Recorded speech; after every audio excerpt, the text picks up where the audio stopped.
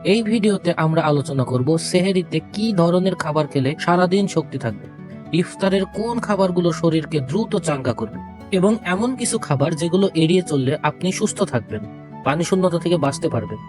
আসুন দেখে নেই সঠিক খাদ্যাভ্যাস কেমন হওয়া উচিত এই পবিত্র মাহে রমজান মাসে। ইফতার ও সেহরিতে কি খাবেন, কতটুকু পানি খাওয়া প্রয়োজন। ইফতার শুরু করতে পারেন কয়েকটি খেজুর ও পানি দিয়ে। খেজুরে ন্যাচারাল সুগার থাকে যা আপনাকে সারাদিনের ধকল কাটিয়ে উঠতে সাহায্য করবে। এছাড়াও ফাইবার, আঁশ ও নানা ধরনের খনিজ পদার্থ তো আছেই। ফাইবার হজমের জন্য খুবই উপকারী। অনেকে ইফতারে চিনি দিয়ে তৈরি শরবত ও জুস খান, এসবের পরিবর্তে পানি খাওয়া ভালো।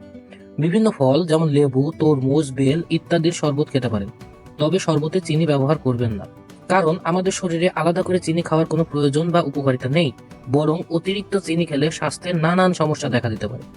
মিষ্টি কিছু খেতে চাইলে ফলমূল খেতে পারেন। দেশীয় ফল যেমন পেয়ারা, তরমুজ, বাঙ্গি, আনারস, পেঁপে এগুলো যেমন সুস্বাদু তেমনি পুষ্টিগুণে ভরপুর। এগুলোতে নানা ধরনের ভিটামিন ও খনিজ লবণ রয়েছে। এ সময় বিভিন্ন ভাজা পোড়া যেমন বেগুনি, পেঁয়াজু, ফাস্টফুড একেবারে পরিহার করুন। এই খাবারগুলো স্বাস্থ্যের জন্য খুবই ক্ষতিকর। এই খাবারগুলোতে অধিক পরিমাণে ফ্যাট থাকে যা হার্টের রোগের ঝুঁকি বাড়ায় ও ক্ষতিকর কোলেস্টেরল বাড়ায়। সারাদিন রোজা রেখে এত ত্যাগের পরে স্বাস্থ্যের ক্ষতি করবেন না।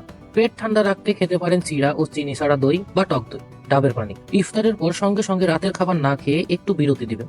এর ফলে অতিরিক্ত খাওয়ার প্রবণতা কমে যায়। একসাথে অনেক কিছু খাওয়ার ফলে হজমজনিত সমস্যা দেখা দেয়, যেমন সারাদিন পেট ফেপে থাকা, অ্যাসিডিটি, বুক গলা জ্বালা করা এবং ওজন বেড়ে যাওয়া।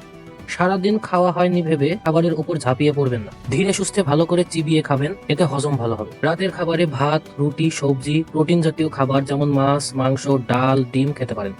তবে তেল ও বেশি মশলাযুক্ত খাবার না খেলেই ভালো। ঝোল জাতীয় খাবার বেশি বেশি খাবেন। ইফতার থেকে সেহরি পর্যন্ত সময়ে অন্তত 10 থেকে 12 গ্লাস পানি পান করবেন। এছাড়াও পানি জাতীয় খাবার যেমন তরমুজ, শসা, টমেটো খেতে পারেন।